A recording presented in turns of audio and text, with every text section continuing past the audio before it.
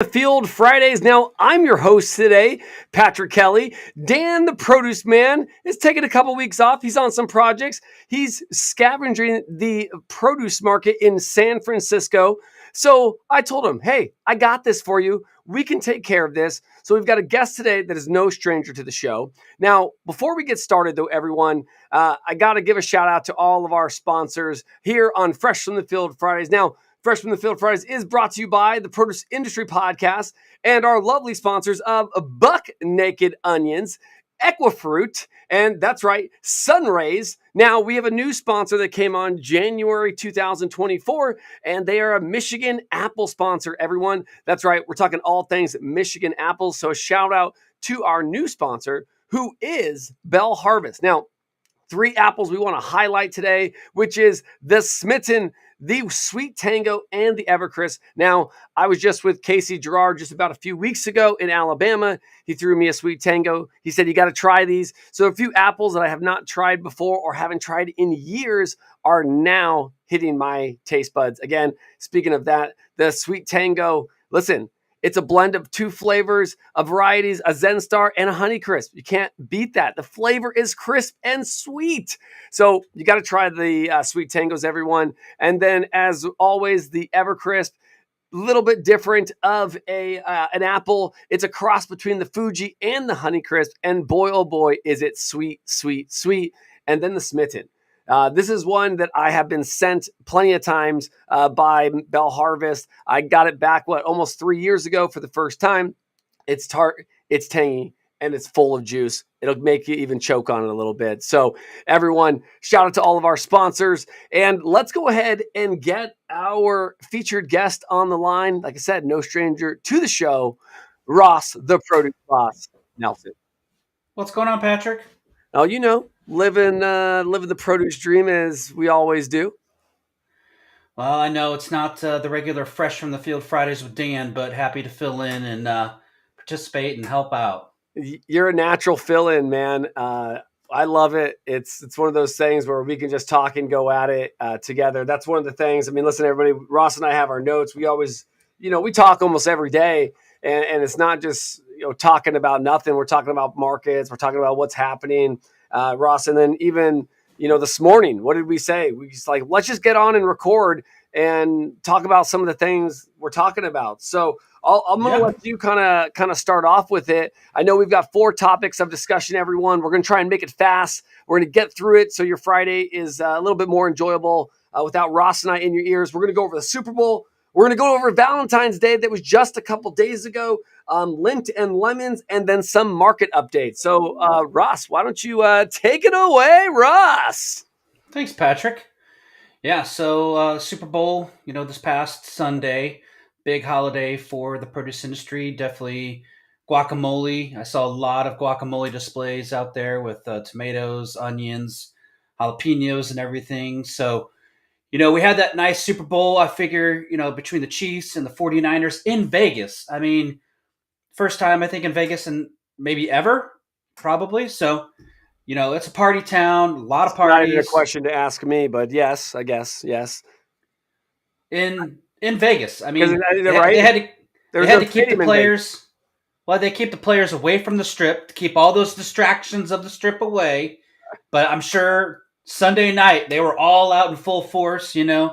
Hats off to the Chiefs, 49ers. I'm sure took their licks and enjoyed some time in Vegas. But a lot of things going on in the produce world. Try to get as much consumption on that Super Bowl Sunday as possible. It's always a good time to do some trays, get some wings, get some celery with the wings, get your veggie trays and fruit trays and all that kinds of stuff. So it's really just a continuous eating for hours. I know a lot of people are into the game, but a lot of people are into the halftime show and the commercials. So put in the comments, what was your favorite commercial? That's Did you like the halftime? Did you like Usher? Are you an Usher fan? I know a lot of the wives, that was all the hype, but the ladies are going to be into Usher. So who's not into Usher? No, you're right, man. I mean, Super Bowl was good. It's crazy because I had a crazy weekend as it is. Real quick, we did our Remembrance Day for Daniel, my brother, who died just about 3 years ago. and it was a nice day. We all wore Buccaneers stuff. I normally don't wear Bucks stuff. I'm not a Bucks fan, but I wore Bucks all day and celebrated. And then Sunday we had a birthday party, a 1-year-old birthday party for a friend of ours. So um, my son was like, "Dad, Super Bowl today," and I was like, "Oh yeah, who's playing?" Yeah, 49ers and the Chiefs. I mean, biggest shout out I can give is to Brian Barsness. We know he's a Kansas City fan, right? So we know he's a Chiefs fan. He's happy again. They're taking on that dynasty language away from the Patriots. So they're going for that. But enough about football, man. I mean, if you think about the day, we had wings. We had cheese dip with beans. We had a lot. Dirt cake. I had dirt cake. I haven't had dirt cake in a while. Filled it with strawberries.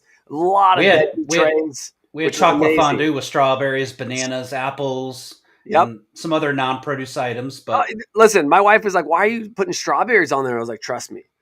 She looks at me across the table and was like OG status. Like, you did it good on this one. You did it real good. So, those are some of the things that, we did. Obviously, guacamole is always a big one. A lot of guac. For the fresh market being right down the street, I love when I have sponsors, products that are near me. I'm normally a Publix shopper, but I'm able to go over to the fresh market, which is right down the street from the studio, and grab some of the Yo Quiero guacamole. I did that this year. So when we brought our little plate over to the birthday party, we brought packs of the guacamoles. So we're not wasting guacamole either. You make that big old. So we just brought packs of them. And it was kind of amazing because it was easier because everybody kind of had their own little small packs or small cups. So shout out to Tara Murray, because we just had our episode on last Friday, right before, talking about what? The Yo Quiero guacamole cups, right? And guess what? Those are in stadiums too. They're in the Dallas Cowboys stadium. I don't know if they're in the Raiders stadium. They should be. But, I mean, seriously. So, Super Bowl is good. If you notice, Avocados from Mexico did not have their commercial for the first time in many years, which they made that announcement. But I'm also kind of proud that they didn't spend, the millions of dollars on the commercial. But I did miss the jingle, so. You wonder if that money is now going into promotions at retailers to help continue to drive consumption. I hope so. They should promote all, even if it's avocados, guacamole, they should be promoting all of it. So I did see a lot of social media posts on with Melissa's Produce and some different exotic items that they had there. They do some stuff with that stadium, so they had a lot of stuff going on there. Oh, nice, man. Yeah, shout out to Melissa's. They've got some cool items. I've been to their facility with you, so it was really cool. I still remember that brunch they served us. Oh my gosh, everybody! We had a private chef. It was amazing. It was so cool. I loved it. Well, let's hats off to Jody for setting that up. Thanks, Jody. Yep, Jody Okamoto. We'll give him a shout out. I better see a comment from Jody here. We better. So let's move into floral displays. I'm going to start this one off. What's crazy is, Ross, is maybe it's just where I live. There was not big floral displays this year like I saw last year. I mean, last year I literally saw stores that right when you walked in, like, you knew it was Valentine's Day. I was even at a Whole Foods last night, a Publix, and I took my daughter shopping with me to get some last minute fruits and veggies and some other things for snacking purposes. And it wasn't as big as I seen in the past. And again, even the departments, some of the, I would say, displays at Whole Foods, they were just normal displays and they had heart cutouts. Or one little display was the cooler where the berries are. Half of it was strawberries and then half of it was flowers. And then it had like the pound cake and the other whipped creams and stuff around, but nothing that I was like, well, Usher would be like, oh my God. Like, you know what I'm saying? There was nothing that exciting. Yeah. I typically go into like Kroger, and I didn't make it into a Kroger this year, but I went into a couple different other retailers, Meijer being one, and just didn't really see the impactful displays that you're talking about, where you walk in and it's floral everywhere. I actually had to go hunt to find where the floral was. Produce really didn't have strawberries and those kinds of items set up front. It was more just what was in the ad, apples, citrus, and those kinds of things. So I didn't really see the merchandising geared towards Valentine's Day. And I wonder if that's part of that is because of the way it fell on a Wednesday. When last year being on a Tuesday, they knew that it was going to be a big leading up to that Tuesday and then fall off. But with it on a Wednesday, are you celebrating before or are you celebrating after? So I think some retailers some retailers, I think, also in this economy scaled back, just worried about shrink. Maybe lost margin from shrink, so they'd rather be out. I was in a Walmart last night about 6:00. They had not one flower. Not 7? Completely. I thought you were going to be like at 7:00 on the dot.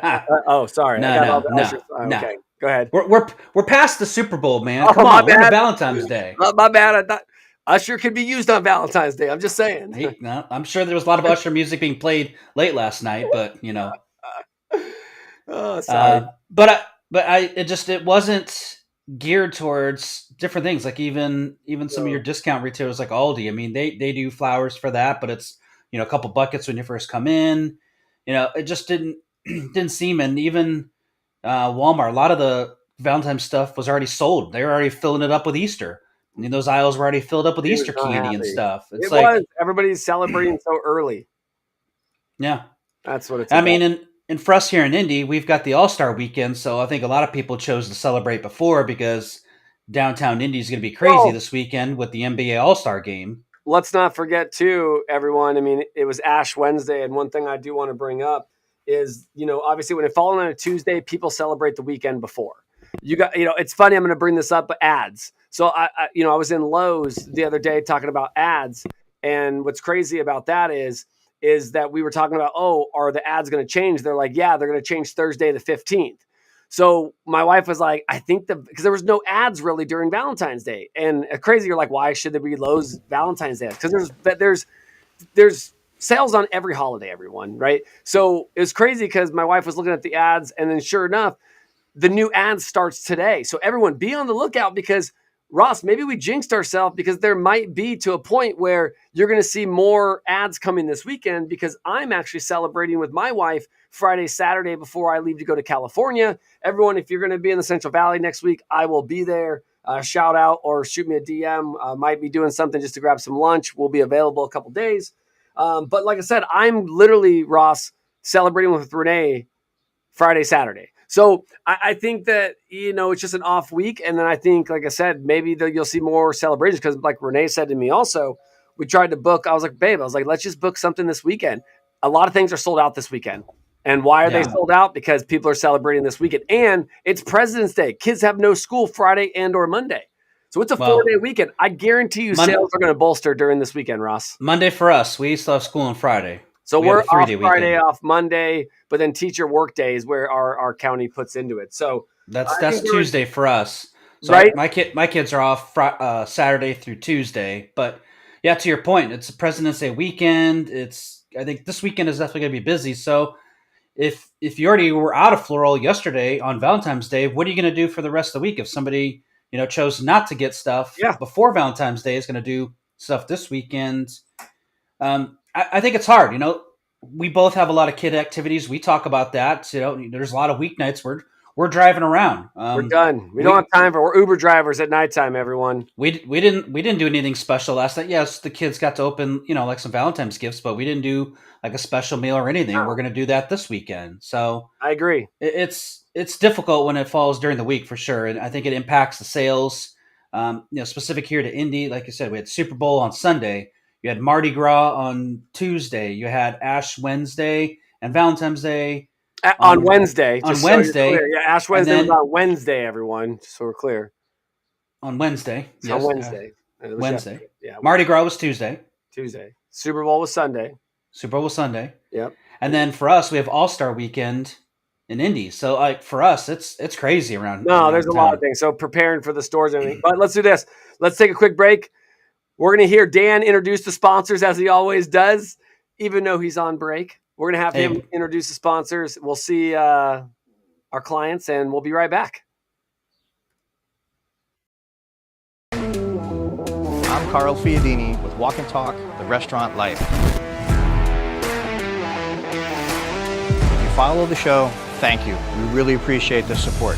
If you don't follow the show and you're a foodie or a chef, or you're into the restaurant world, this is your home. Check us out. We sincerely appreciate it.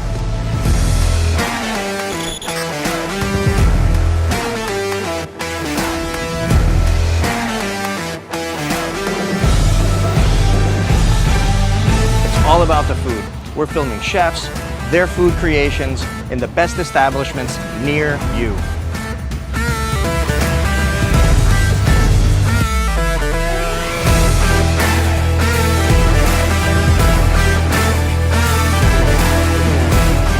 All right, so let me tell you where you can find us. We're on YouTube, we're on Newsbreak, we're all over the internet. We're also streaming on your TV with Roku, Android TV. You can find us on the Amazon app, and very soon, Apple TV. Come on! As we all know, traditional plastics do not rapidly degrade. If not properly recycled, they build up in landfills, pollute our environment, and ultimately disrupt our ecosystems. As a leader in the packaging industry, Severin is excited to introduce BioAble Solutions, the newest addition to our family of high-performance packaging. Enabled with bioassimilation technology, our BioAble Solutions products are 100% recyclable and uniquely formulated to fully degrade in both marine and terrestrial environments, leaving behind no microplastic waste. BioAble Solutions by Severin is a true sustainable option for the everyday consumer that directly addresses plastic and food packaging sustainability. High-performance packaging in a responsible format.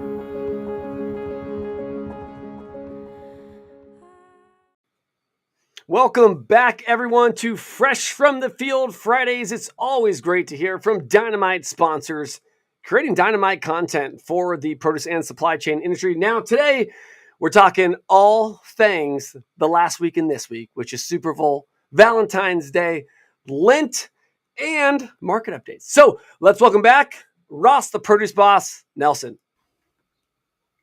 Thank you, Patrick. All right, man. Listen, let's do a quickle.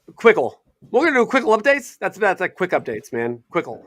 Let's do a couple quick updates. So everyone, obviously, SEPC is coming up in just a few weeks. Southern Exposure, one of my favorite events of the year. Ross and I were just talking about the relationships, the networking, how they focus on the next generation of leaders. Really love what SEPC is doing. We're going to interview David Sherrod just the Monday before SEPC as well. And then obviously, we got the first in-person networking event. But before the first in-person networking event, let's talk about another one, which is February 29th. Ross, we are doing Thursday, February 29th. That is Leap Day, everyone, that we have Robert Gunther. He is going to talk about the Farm Bill. Okay. Now, previously with IFPA, helped with United Fresh, but now Robert is on his own. Okay. And he's helping guide decision-making and helping consulting with companies on how to make the right decision. So Robert's going to come on and teach us a little bit about the Farm Bill, why we should be involved, how we should get involved. And again, it's not just about the association of IFPA lobbying. We need to do our work as well. So I'm excited to have Robert on. And then some of the other virtual networking hours that we're going to do this year, we're going to have June Monroe, the PACA attorney, on, give some PACA 101. We're going to have George Rodriguez from Blue Missions talking about water, what the importance of water is and how to impact, if you want to make a change, a social change. So we've got a lot of fun things happening this year with the virtual networking hours. Last year we did retailers, Ross, as you know. Year before that we did wholesalers. And now we're bringing it back to the community to learn more about our community. So that's obviously a fun one coming up.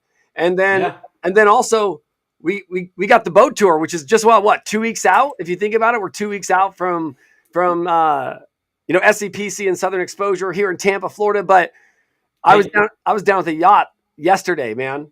Did you put your request in with Mother Nature for some nice weather that night? I didn't, because I always say whatever happens, happens. Just like me missing one of the virtual networking hours. And everybody, why are we doing a virtual networking hour? I mean, a in-person networking, because the Produce Industry Podcast, this one right here that I just showed you, is going to be number 42. We started these August of 2020, and we haven't missed one.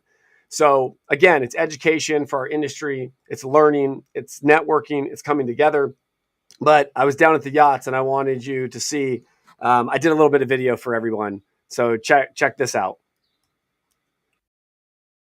Hey, produce people, welcome to Tampa, Florida. Once again, I am back on the Starship yacht. We are getting ready for the inaugural event for the Produce Industry Podcast. We're really excited to have all of you come out. Now, again, shout out to our sponsors, which are Noble Citrus, Arctic Apples, Sevren, Bell Harvest, and Continental Fresh that have helped put this event together. I did want to give you a quick overview of what the space looks like and what we're going to be doing. We've got the second deck up here that's going to have a dance floor. We've got the tables all set out for food. We've got our own inner circle, I would say, private area back here. And listen, everyone, I'm excited. I know you're excited. The Produce Industry Podcast has been 4 years on April 1st, 2020. And overall, I am just completely humbled and excited to bring this community together. Now, everyone, I want you to get ready because we are literally just a week or two out from bringing it all together. What do you think? Oh, man. I can't wait to be on that boat. It's going to be fun. Regardless of the weather, I mean, we're going to have fun. You're coming into town early. We're doing the seminar, right, with John and his team. You know, we're doing a self-defense seminar, everyone, that, again, it's just bringing the community together because, you know, if you don't want to go golfing, I mean, I'm not trying to take anything away from SCPC, but some people don't golf. I mean, I've had more women sign up for this networking, you know, I would say the seminar, Ross, then literally I have males. And it's funny because my wife even said, she's like, well, yeah, because think about it. I mean, who doesn't want to learn self-defense? And we do have a bunch of guys as well. We've got over 15 people. This is the seminar right here.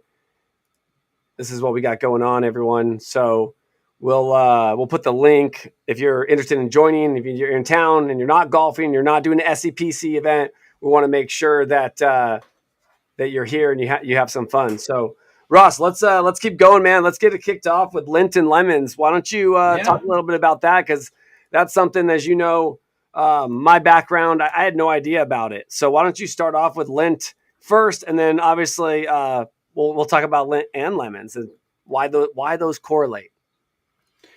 Yeah, today's the first day of fish and Lent on Fridays. So going to be big seafood for the next 40 days on Fridays with, you know, the Catholics and Lent. So, you know, from my supermarket experience, you know, it's always going big with the lemons, trying to tie into the seafood department, doing a lot of cross merchandising, lemons on the counter, lemon baskets near seafood department. So, you know, Lent runs from Ash Wednesday to Easter. So this being the first Friday, kicking it off, I've already seen a lot of different restaurants advertising their Fish Fridays and all of that. So it can be really interesting to see how that plays out. Typically you see a surge, especially in areas that have more of a Catholic demographic, you know, that are celebrating it a lot more than other religions and people. So definitely geared towards the Catholic religion, but there are other people even that may not be Catholic that do, you know, take that in and embrace it in a way.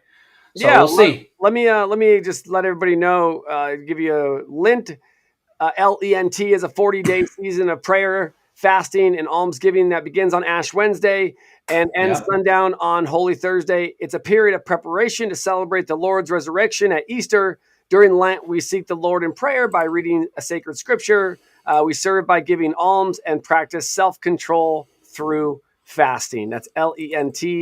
Again, and it's great. You know, there's going to be a lot of people giving up a lot, right? Which is, I always say, like servant leadership, right? It's giving up yourself to serve others. So I love it. Please don't give away too many fruits and vegetables. Don't you give away too many fruits and vegetables. Give up something else, okay? All right? Give up something. Walk a little bit more, right? Give up an hour of TV.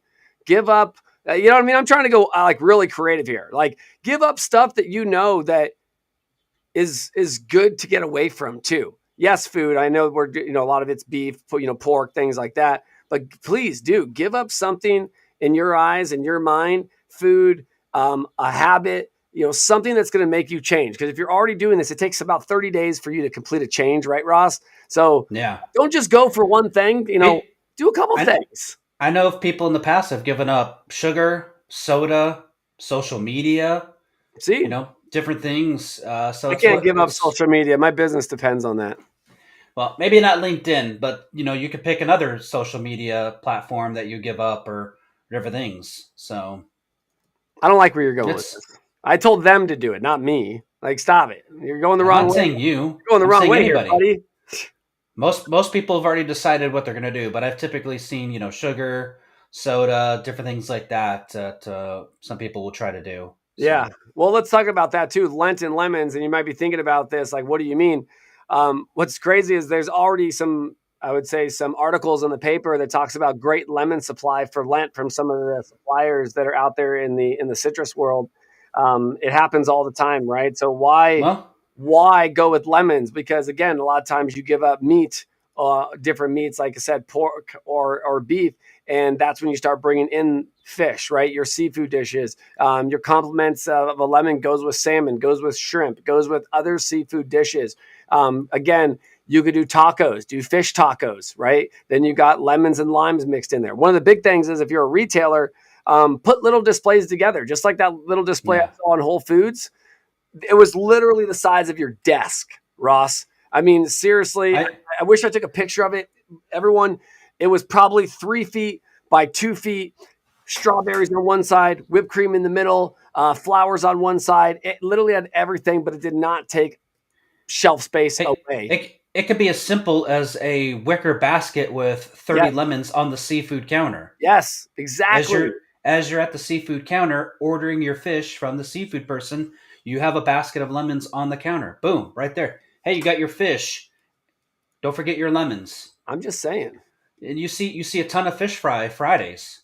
Ton of fried fish There's Fridays. always that, right? I Churches, mean, restaurants, everyone. They you know, always do fish specials. I mean, you look at McDonald's, their fish fillet sandwich that they yep. do on Fridays for their special. Oh, 100%. Let me, it's crazy is obviously talking about lemons. We're going to get into market updates. One of the other things is everybody on Fresh from the Field Fridays want to give you some market updates. And you talk about lemons. Check these out, Ross. Look at that. I mean, Oh man, seriously, look at the structure of that, the juice, the right? size, the I mean, sheen. I mean, wow, trying to get us in a better view here. Oh, there we go. Look at this. those are clean. These are 56 count. 56 count. Big boys. Yeah. So if you're I would say a top-notch retailer, these are like extra fancy. You could literally sell these, put them on display. They'll look amazing. No And the nicks. same if you're a low-cost retailer, why not put them up there? This is what I say. Look at the rind.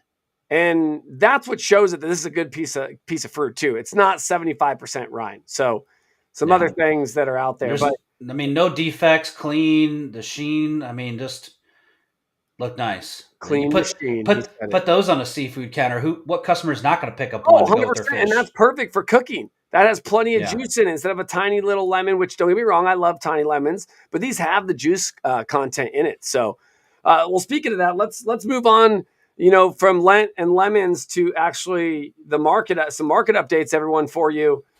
We put some market updates down here. We put our first ticker below. That's right, everyone. So John Papp, that was just for you, buddy. So don't kill us too hard. But we definitely want to put some in there. Over the next months, you'll see ups and downs, some actual numbers that we'll try to put some prices in there as well to start showing you, everyone, what some of these prices are. Paul Manfred does a good update on his Saturdays and Sundays. I always forget which day it is. It comes up on Instagram. I think he had one on Wednesday or Tuesday this week too, talking about but bell cucumbers peppers and warm veg. So we're going to start getting some update on pricing. I'm hoping Anne-Marie Utering's listening too, because we want to get some more analytics on these calls as well. So let's talk about, market updates, for just California citrus overall. Weather impact has been huge. I mean, even in the coming days, we've got plenty of rain coming in. So obviously I arrive on Saturday, and it looks here, we got rain Saturday, Sunday, Monday, Tuesday, Wednesday, then partly cloudy Thursday, Friday, then back to rain Saturday, Sunday, Monday, Tuesday, Wednesday, Thursday. This is all above, 50% chance of rain. 1, 2, 3, 4, 5, 6 days out of those 14 days. Sound like a meteorologist. With humidity of 95%, a UV index from 0 to 11, sunset at 5:37 p.m., everyone. There's No, a lot of great. moisture all around. Right? There's a lot of things happening. So, the unique challenge is we're proactively managing harvesting operations. Rainfall limits a lot of situations in the field. So taking measures, these are all California shippers that are taking, supply measures, checking in the field every day. The industry insight, we're all seeing sour rot, some clear rot. It's been unveiled. We've seen it. And if you're a packer right now saying we haven't seen it, listen, I can name 7 packers right now. I buy your fruit in the grocery stores, and I'm throwing 1 to 2 pieces away. So it's revealed. Okay, so our industry is aware of some sour rot, post-harvest decay induced by specific fungus, impacts citrus fruits while soft, watery, lesions affecting taste and quality. So obviously, our focus is combating sour rot involves preventative measures and a commitment to stringent quality control. Obviously we got to work hard to make sure quality citrus goes into the boxes and the bags. So obviously post-harvest chemicals, the wax application, all of it is a strategic, addition that minimizes the decay risk, and doing extra quality reports, Ross. So, and then, one of the other things is people don't understand, Quentin Rose said this to me, they're hand-picked, hand-packed, hand-delivered. A lot of the citrus industry still does hand-packed, they hand grade. So remember, there's still a human element here touching that fruit. So if the machine misses it and someone touches it and their finger goes into it, it's going into the standard or juice bin. So again, the same weather you're talking about is affecting a lot of other California crops. In Oxnard and Santa Maria got early strawberries and late season strawberries 100%. in certain regions.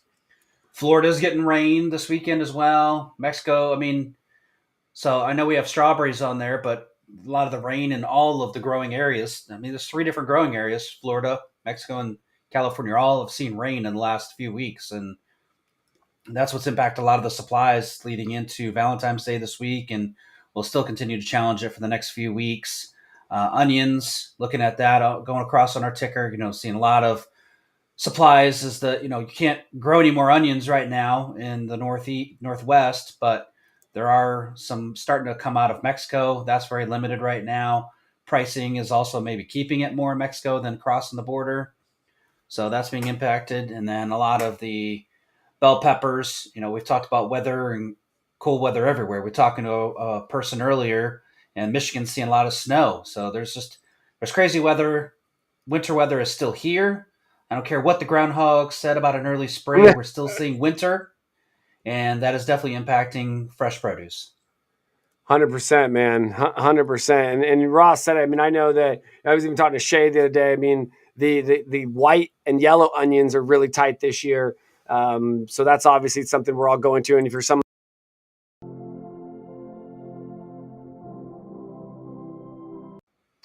someone like me, I'm completely eating these things, all the time.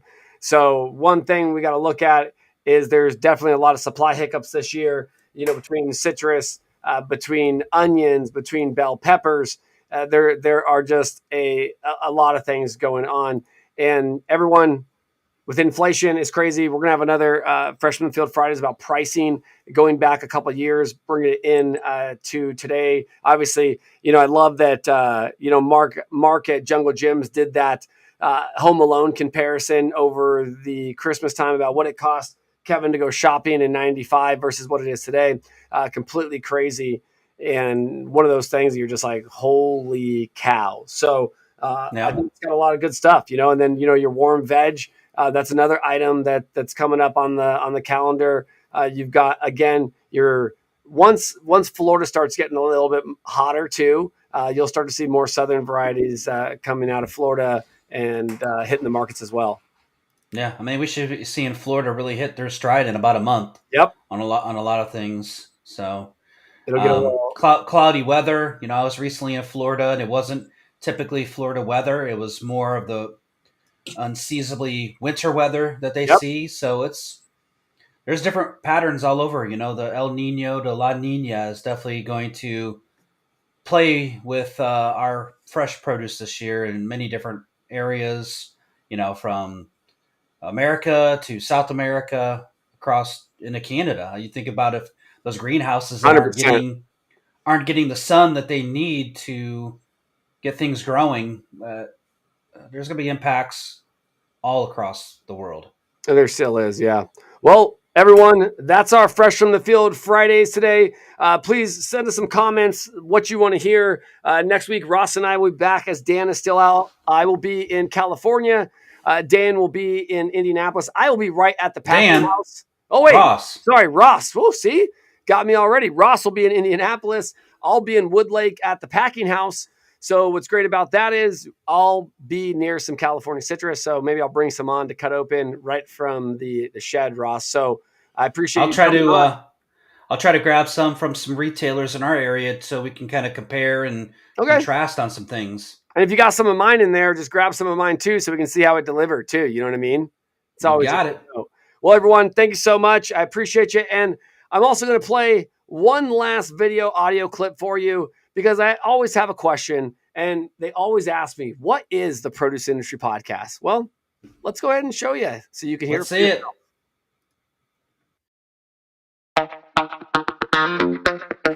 Hey, produce people, welcome to the Produce Industry Podcast, the official voice of the produce industry. I'm your host, Patrick Kelly, and I am grateful to have you on this journey with me.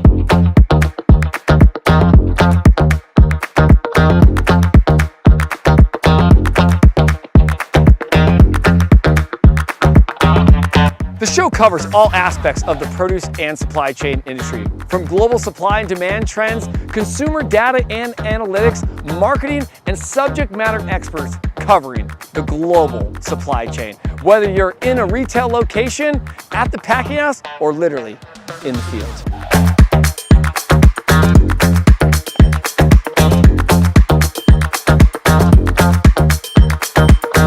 The produce industry is very complex and covers A to Z, literally asparagus through zucchini. The show explores the business of produce through unboxing products, introducing produce brands, tasting fruits and vegetables, and having fun along this produce journey.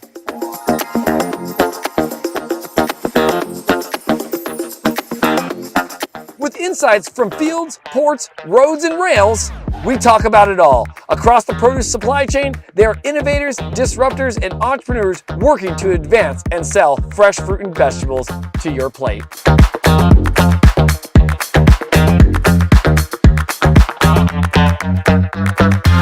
The Produce Industry Podcast is the freshest weekly audio source for the produce industry. That's right, everyone, the official voice of the produce and supply chain industry. If you listen to the show, thank you. You already know where to find us. If you don't listen to the show, we can be found on all your favorite podcast platforms. And don't forget, subscribe, like, and leave a review.